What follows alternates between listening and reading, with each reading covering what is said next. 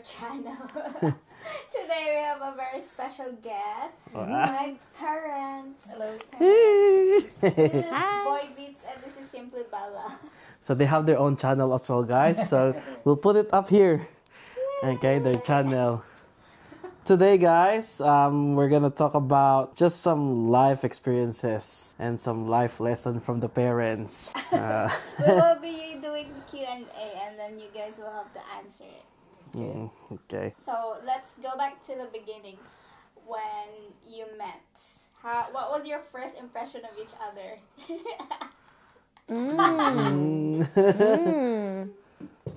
Ikaw mauna o ladies first? Ladies first. First impression. Actually, first me nag-meet, siyempre pareha mi og workplace. Pero, di ko siya crush. Kasi my best friend siya. Yung, si Pressy. Yes. Hi, Press. Akala ko sila ang mag-boyfriend-girlfriend. Oh, yun siya. So, kasi doon sa trabaho, wala man ko'y crush dito. Pero, gi-invite ako ni Pressy, birthday niya.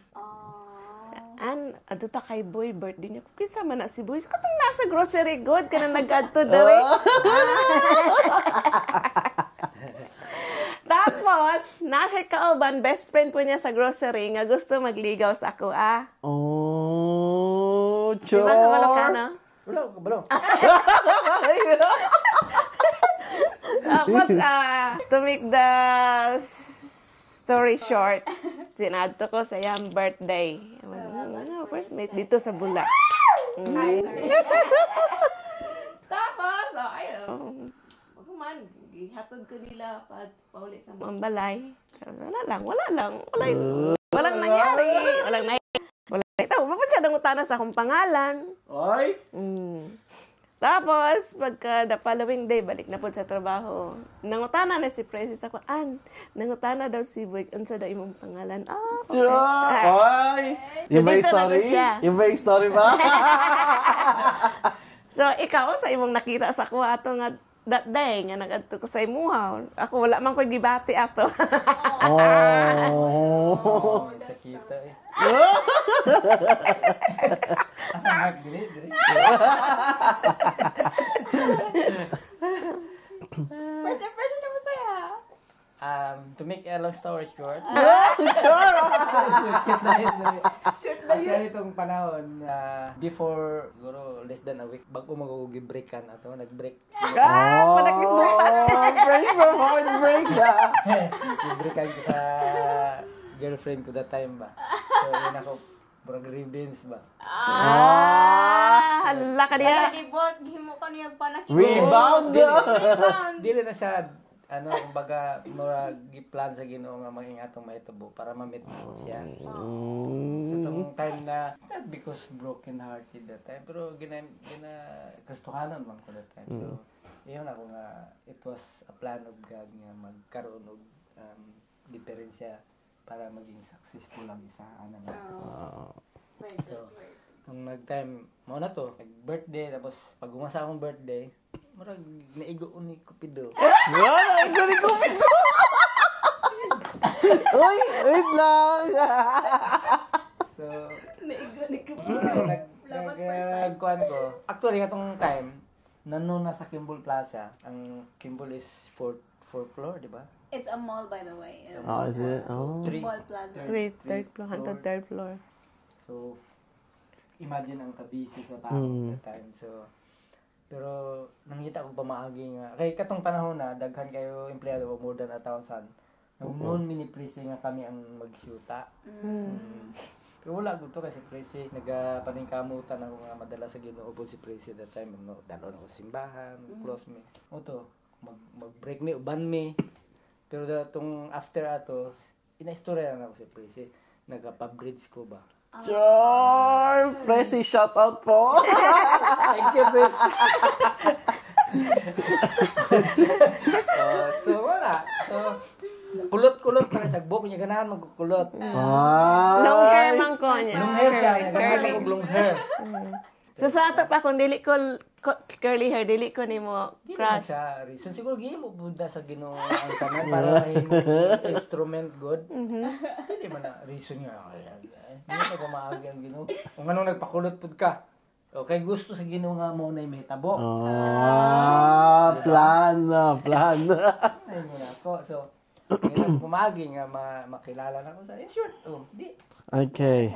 Next question. What were the biggest challenges in marriage and how they got through it? Actually, sa ako si mama, dili kay siya lisod i-manage kay buutan ba ng lalaki gani ko nga lalaki niya. Adto siya tungod kay tanang panahon na ma-understand ko niya. Isa lang ang ginawayan ako, basketball. So, mo ang challenge na that time kung paano na ko siya ma-convince nga basketball, purely basketball ang ginahimo. Pag kumasa basketball, mauli ko. Sagdi lang gud kung mag-basketball ko. After that, mauli mo gyapon ko. Bisa mo sa oras. Kaso, siyempre, mao po na yung gusto nga.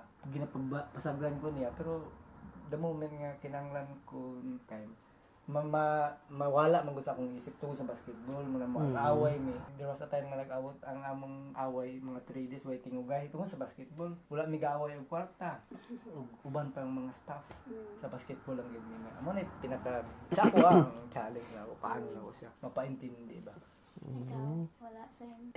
Same lang. Maura gid to ang ako sa tinuod lang. Wala jud ko'y problema sa iyang kay hilig naman gid sa basketball. Nangana siya one time nga, siya nga adto ka sa basketball ba magtanaw kay nay inig makashot ko dito nay mo syagit I love you Basultin.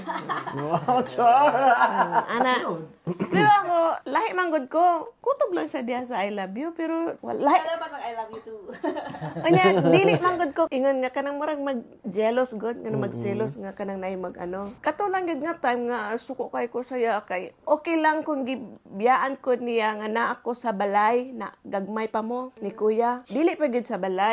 Dito misa ko ang mama niya like 12 midnight wala pa siya kasi sa basketball niya ang rason kay nag-ulan niya hulaton niya nga muundang og ulan og muundang ulan buntag di mi kauli so laktod sa pagkasulti naguli mi nagtaxi gyud mi pag-abot sa balay so naman mi kauban sa balay katabang noktok siya wala na ko gibuksan pag ang nagbukas ang katapag sulod niya sa kwarto mo gitoy first time nga ako never man jud ko magkuanog mga kanang away nga no kuan giana na ko sa diretso kuay mo mga gamit didto na ka sa basketballan kuyo kay okay lang kung naalang ko sa balay kung naalamit na sa balay dili jud ko masuko as in gahi ko masuko sa mga inana kay ako ang prinsipyo sa una sa hantod karon dili ko gusto mag-away mi about money matter kung mag-away lang mo unsay point. What keeps the love alive after all these years? Ay, ilang taon na ba kayo pa together? Para lang background sa audience. 34 years. Mag-34. Running 34 this September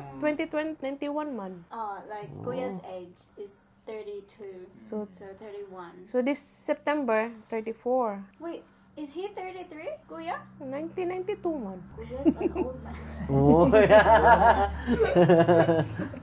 so guys, running 34 years. So listen guys with the advice. Actually, kung sa ako lang, ang pinaka-importante, remind each other every day, every hour if you have a chance. Tell her or tell him, I love you. Mao ginay din ako marintan kada adlaw. Bago matulog, basta naa lang siya, makita na ko siya, ingnon ginako na siya nga I love you.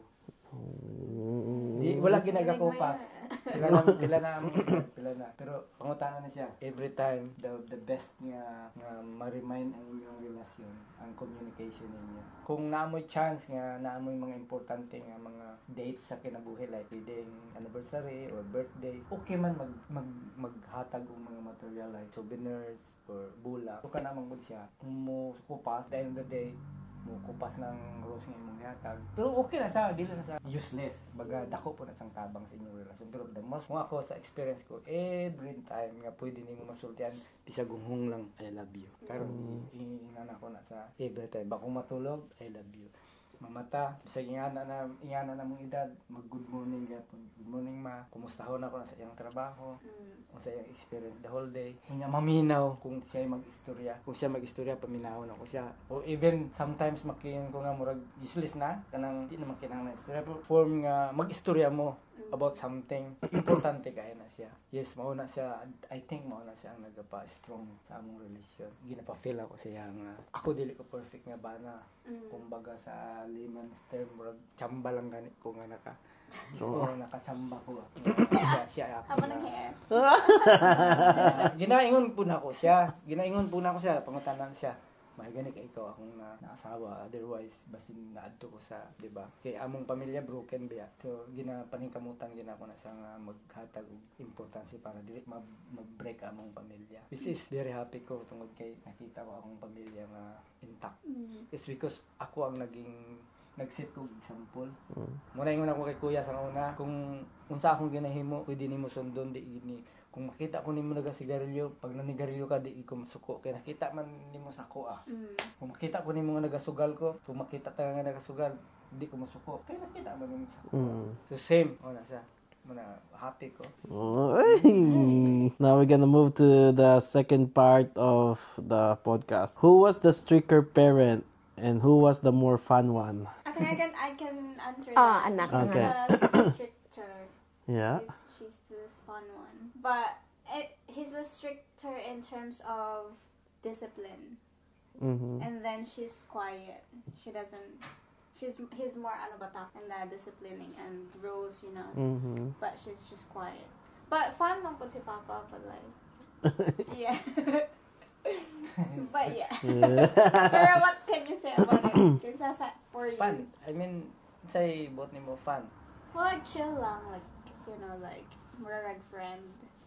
But naman po may boundaries, like even especially before we grew up, obviously parents sila, but now mang good, dagko na mang good me, so mura na mig koan, we can like talk to each other about anything. But before, like when we were still growing up, obviously they need to give us discipline. He's more disciplinarian. Na? Disciplinarian. Yeah. But in man, yeah, mang good tough love.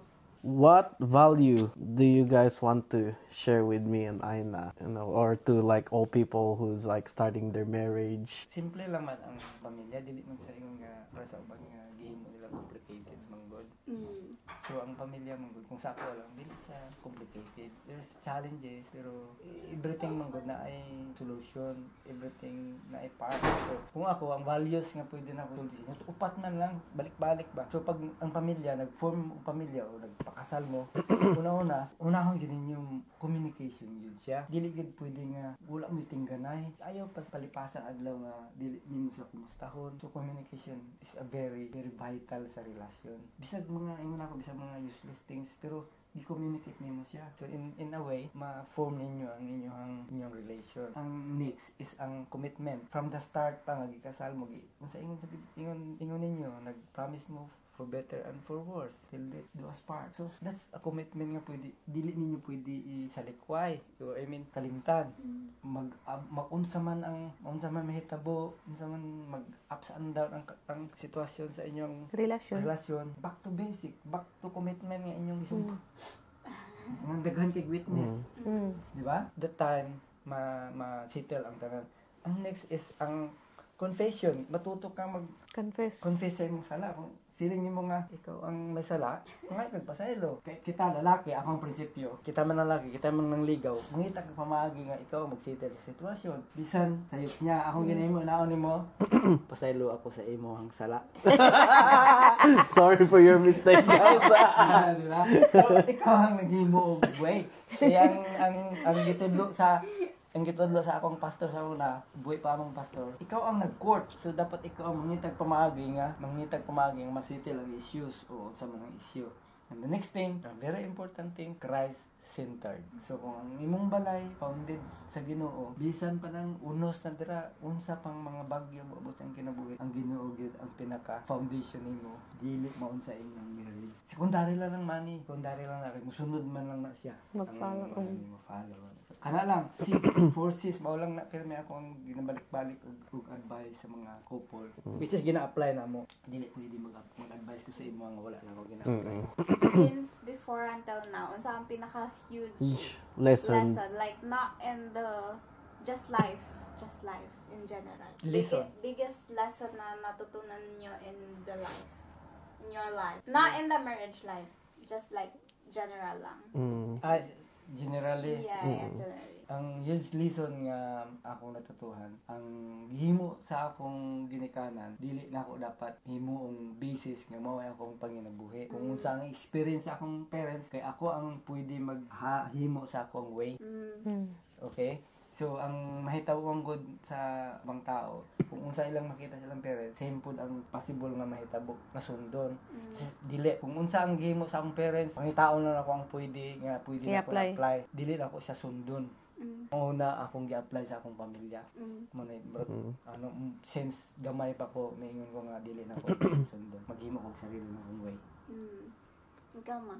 Big lesson. Chill lang kayo si mama. Marang ka ng dili mo gay ko kung tig-entertain manggod ka ng mga sa balay manggod kung sa balay sulod sa balay dili kay ko mag-ano ka ng like sa material dili man ko materialistic every time sa iya jud ko naga Ang baga ako na lang mag-explain kay ma. Si mama mo almost murag kung sa laing term nga akong isulti mo si mama murag bodyguard lang ba. Tinood kay kung sa lang mahita kung sa gusto sa amo okay ra siya. di murag simple lang Simple. Muna ako dili ko man problema pod. Simple lang ko dili kay ko kanang Katawa na lang kayo sa una kay Katawa na lang kayo sa una kay simple ako trabaho di ba sa balay. Kaya pag abot sa balay minsan nga pang sa itong sudan. So, mo na siya kasimple. Kanang baga wala sa kaiga problema. dili ko mag-bother ba dili ko problema say sa sakwa pod. I think I got that from mama. dili ko mag-ano Di sa wala lang. Okay lang. Kamot me unsay makaon dia. Thank you. Ano lang kita kasimple ang life. wala nabot sa ako ang point nga naay mga dako kay nga kanang murag problema nga kanang murag dili na ako ma-experience kay dili kay ko lesson nga pwede nimo isulti. Dapat mag-chill lang ka. YOLO. You only live once. yeah chill lang yun Kay dili mo tingon niya dili mag-away ta, wala may magawas ko ta na gon. ano dili di kay ko Pinaka-chill gini siya. Chill lang yun. imagine in imong mag 34 years labi na karon nasa New Zealand joint account Samot sa ka-chill ka lang. never jud ko gaas og pila imong sweldo Wala. never In fact, since ako ang holder sa account. Magpuna akong biliban ni mama. never jud ko Hindi na nagapangutanan siya nang natusin nga. nang ani naman Basta ko nagato na wala. Pero trust man god ang mamanggo na siya number 1 ang trust wala na ang gihatag niya sa kuha ang trust ba. Kasi wala po na ako nag-break. In fact, naging salesman ko. Sa ahente, pag ahente, nako, dagan kay opportunity nga magloko ka og kuan, di ba? So never ko kay dili ko gusto ma-break ang trust niya sa kuha. Chill kayo. Kung pwede na ako abusuhon, kaya na ako abusuhon. pero magmahay siya gabasuhon ko niya dili siya kita sama sa ko Sanggol. Sana tayo lang sa 6. Ano yung nagustuhan nyo now as a parents? Like, ano yung parang... So like since kami apat, we're like obviously adults na. The youngest Keisha is 22. Yeah. So what do you love most now being a parents now that the children all of us are old na like Grown-ups. grown-ups na. Ako, Yeah. kung ako, kasi sa una, pangarap din ako nga, or pangarap na ko, prayer na ako sa Ginoo nga, walay magsunod sa ako ang experience, sa akong kalisod, diba? Tapos, dili ko gusto sa ilang Ma-experience. I mean, sila magdago, sila nga walay respeto sa mata ko sa. This is pinaka big moment yun sa ako atong kaning ni duol sila sa Ginoo. I mean, naana mi sa dala na ako sila sa Ginoo, naging part ko sa ilang life nga nakabalo sila sa kamatuoran. This is naabot ang point nga sila makita man nimo courtesy sa each other. Even na yung mga normal man na mag-away-away sa mo. Labay mga pero at the end of the day, makita na ko sila nga ay nagrespeto. Nag-love sila each other. So kami parents, makita ako especially ako, happy na ako as my biggest success. Like sila nakita na ko nga matured sila mag-approach sa life po nila. Kabalo na sila kung paano nila i-approach ang ilang everyday challenge sa ilang life. Diba? In fact, ako ang kuhan sa Ginoo sa una, si Kisya, siya may bunso. Pag okay na Kisya, okay naman sa ito. Parang pwede na ako mag-retire or something. So, pero nakita na ako nga okay na sila. Lipay na ko. Muna biggest success even sa tanang parents. Muna dili ko gusto nga kami whether we like it or not, gawas maging sa kalibutan. And it's your turn. Kita na mo nga okay na mo, murag kampante naman po ni. Bilang guys, maabot man ang time gyapon sa inyo kung namoy pamilya. Dili man bilang parents dili mi gusto nga mag-away-away. It's because nalamangan ang isa.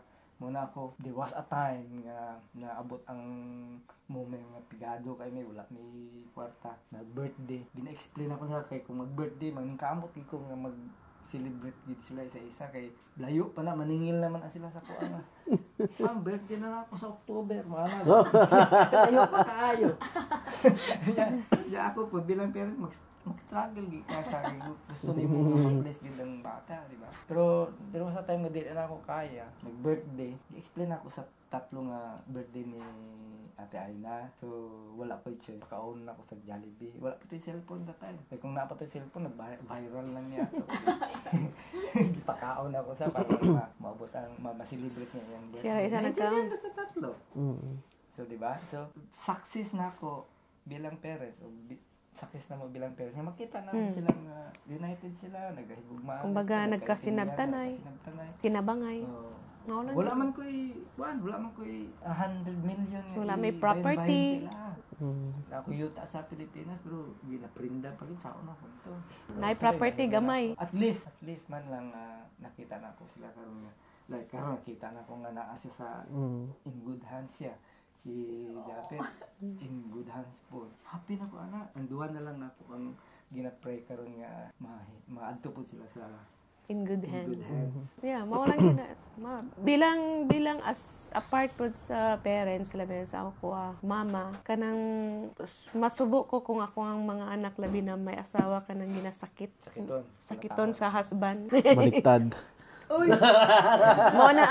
mao na ang pinaka sakit nga part. Kaya ko since pag marriage na mo hantod karon nanami apo never pa ko naka saya nga gisakit never bisag kahit kunting gusto na ako sa akong sa mga anak mabot nga time mag-asawa na tanan bisa mabot man ang time nga mga wala nami at least makita maano ba nga wala gay normal gina part na gina may away pero daghan ka pangutana sa about success kung successful ba ko.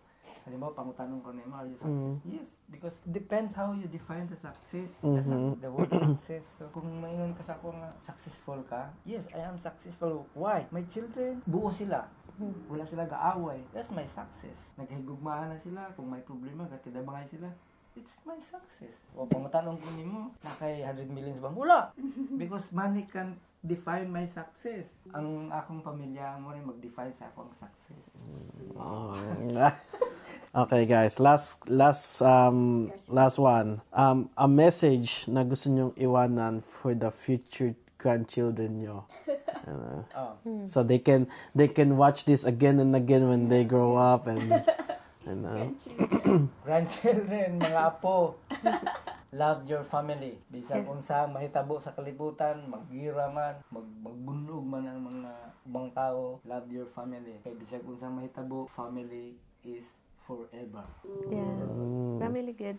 Number 1 good ang respect. Ayaw gid wala ang respeto good sa parents, sa grandparents na good. Tapos ang love. Dili gid wala ng love. Love good. So, yun guys. Thank you guys for watching. Don't forget guys to subscribe to their channel too. Thanks for watching. We'll put it there. Okay guys, thank you. Thanks for watching. Bye. Bye, Kasi everyone. kinanglan mong advisor, Abelvi. Thank you.